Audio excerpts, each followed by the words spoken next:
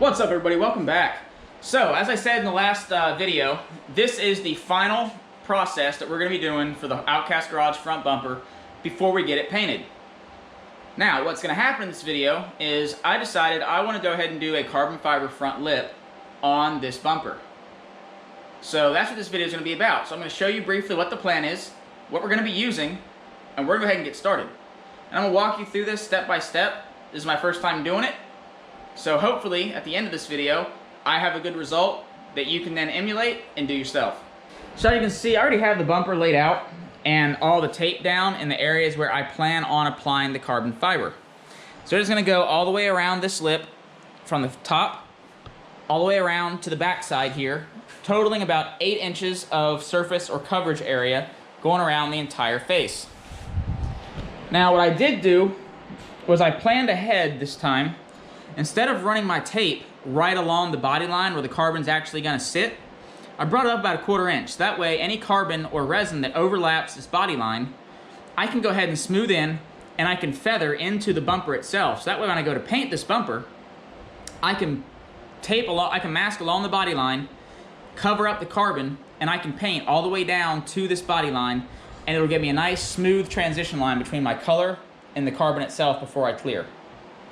Alright, so to get this project started, what we're going to be using, I went on eBay and I bought the CJ Composites epoxy resin kit. Basically, it comes with the epoxy resin and the epoxy hardener. And along with the resin and the hardener, it also comes with a 12-inch by 144-inch roll of the carbon cloth. To make sure that I get all my measurements correct when I'm measuring and laying everything out, I went ahead and I got a digital scale, also off of eBay. And I have a bunch of chip brushes and my resin mixing cups from when I was doing all my other previous fiberglass projects. So those were good to go. The last thing I needed to get this project really started was some opaque dye to go into the epoxy resin to darken it for the base coat. I got this at Hobby Lobby for $5 in the craft section. So overall, it's a pretty good deal. I paid about $75 for everything that I need to do this project. So now that you've seen everything we're going to be working with, I'm going to go ahead and jump into the first step. Alright, so before we can lay the first layer of epoxy resin down, we first have to key the surface area of the project. Now, keying the surface area basically entails on scuffing the shit out of it and getting the scratches and lacerations into the bumper deep enough so the epoxy has something to firmly bond to and adhere to before we lay the carbon cloth. To make that possible, I'm going to be using some 40 grit sandpaper on a soft block, and I'm going to go ahead and key the surface area completely from front and back, get the panel wiped back down, and then we'll start mixing the resin and laying the resin down for its first coat.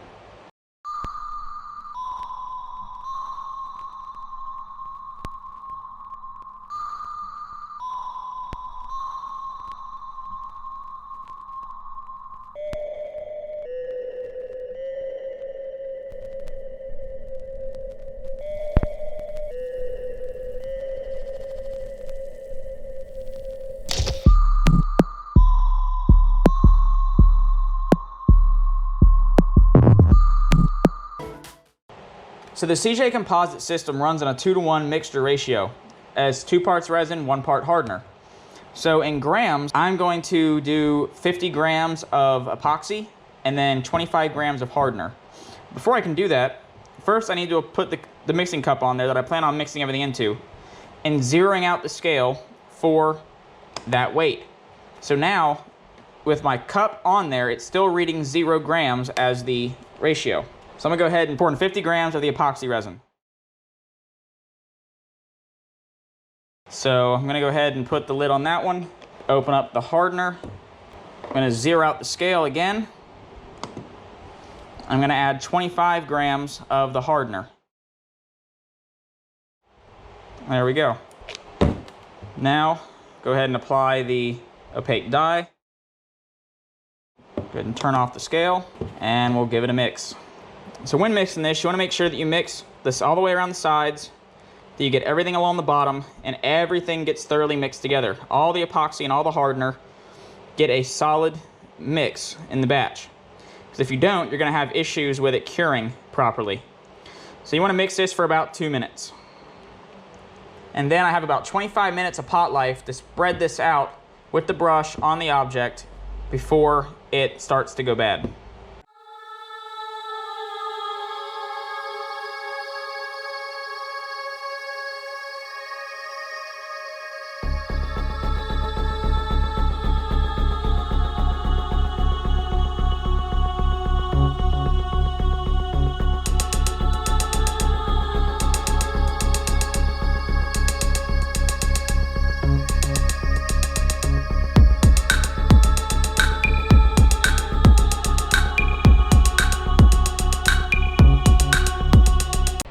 Alright, so the black epoxy resin base coat has been laid down. As you can see, ideal temperatures for this to cure at 2 hours is around 68 to 71 degrees. It is currently 75 degrees and slowly climbing. So instead of giving this 2 hours, I didn't factor in humidity either, so it's probably actually going to be closer to the 80s. So I'm going to give this about a half hour and come back out and check it and see if it's at its tack state. And if it is, then I'll go ahead and start laying the carbon fiber. So while I'm waiting for this to happen, I'm gonna go ahead and cut the carbon now and make sure that that is prepped and ready to go. So when I start to lay and this is ready for tack, I have nothing stopping me. All right, so here's our carbon fiber. We're gonna go ahead and get it opened up. First thing I'm gonna do is lay a strip of tape down across the carbon weave, so that way when I go to cut it to get the perfect edges, that it doesn't fray on me. Just fold that over on itself just to get a good foundation started. Alright, so there is 5 foot. So now I'll go ahead and roll this up back on itself.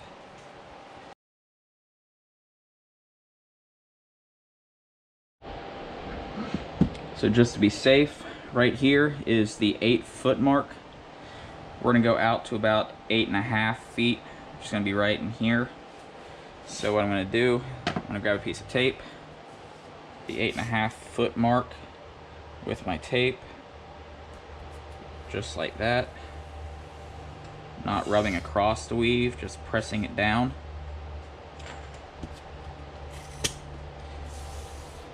So now I'll cut on the center of that line, so that way the weave's not distorted on one end, and it's not distorted on the end that was going to go back on the roll.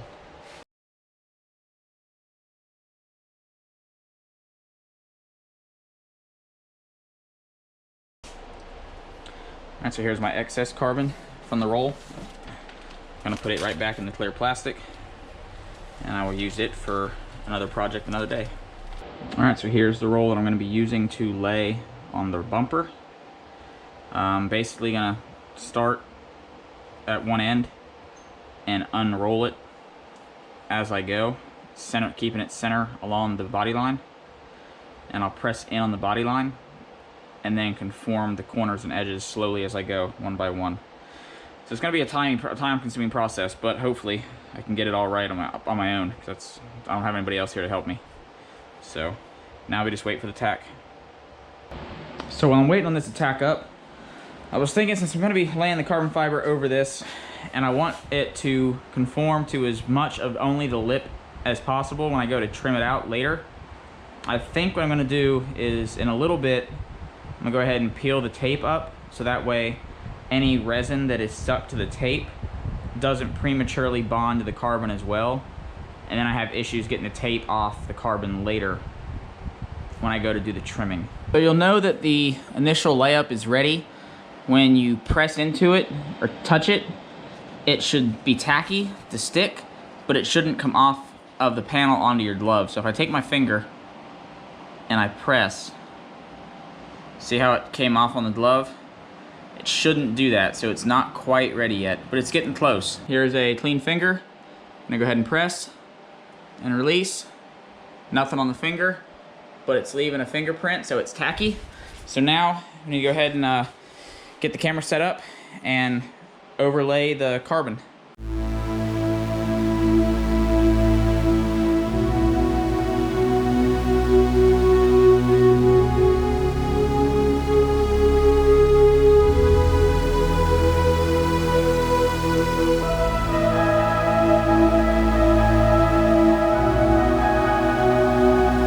First time for everything, and this definitely shows that this is the first time.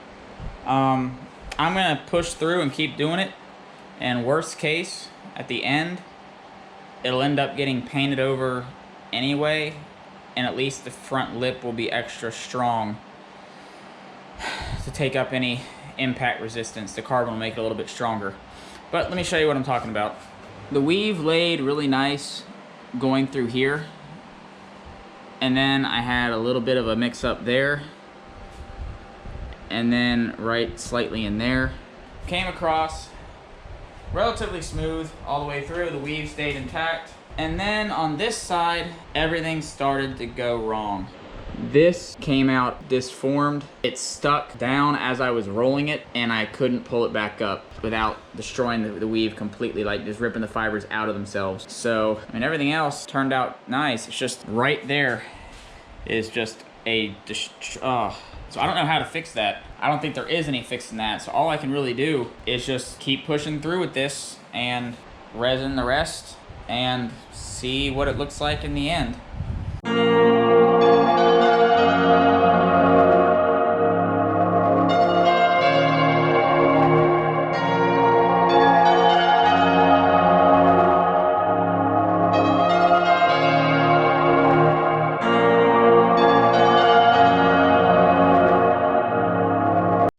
Not gonna let one really big, ugly mishap ruin the learning process. So, went ahead and put down the other layer of resin after about an hour of letting it sit and cure. As I said, my cure times I feel like are accelerated because of the temperature.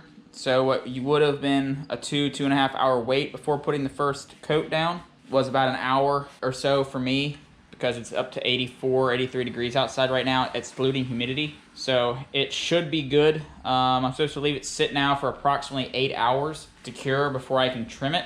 I'm gonna say if I come back out in about 6, it should be hardened to the point where I can cut the excess off and see what it is exactly I'm working with. So as you can see, I moved stuff around a little bit just to get a little better light visibility on the project. From the last time you saw it, I got all the edges trimmed up and cleaned. I taped everything off and then feathered the edges that weren't going to be visible, that were going to be painted, into the recessed groove of the front bumper.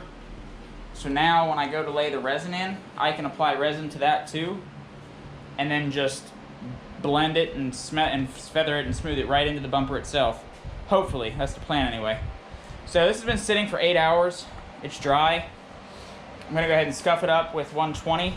I'm not gonna go too hard on it because I don't want to burn through what resin I did put on, but I am gonna scuff it, clean it, and then apply a medium coat of resin on there, and then let that sit overnight. So I'm gonna go ahead and sand this off camera with 120 because nobody wants to see me sand a bunch of stuff. And then I'll bring you back to it when I lay the next coat of resin down. Everything is scuffed with 120. Again, I just went over it nice and light. I just wanted to knock the gloss off just so that way the resin has something to stick to when I lay the next coat. So now that it's all sanded down, I'm gonna go ahead and mix up the next batch and get to spreading.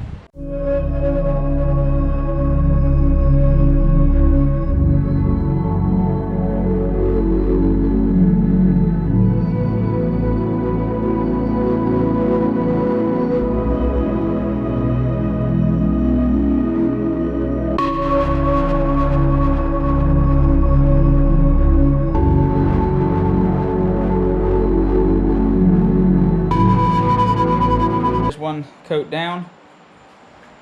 Overall, laid really nice.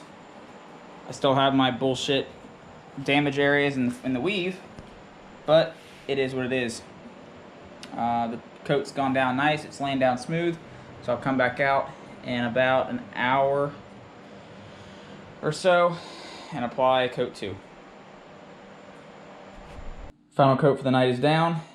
smoothed out. I went ahead and hit it with the heat gun just to make sure there weren't any air bubbles or anything like that. So now all I gotta do is just sit, let this hang out overnight, and in the morning I'll come back down and I'll sand it down again with 220 up to around 400 grit just to see how smooth it is, and then finish it off with hopefully one more top coat, and this should be good to go. Go ahead and jump right into it. Go ahead and start sanding it down with 120, 240, and go up to about 400 grit, see where the smoothness level's at. It's all nice and smooth and even and very consistent, which is exactly what I'm looking for. So now all I'm gonna do, I'm going to wipe this down with isopropyl alcohol, get it prepped and ready, and then we will mix another very light coat of top coat resin and apply one final skim layer and let this sit for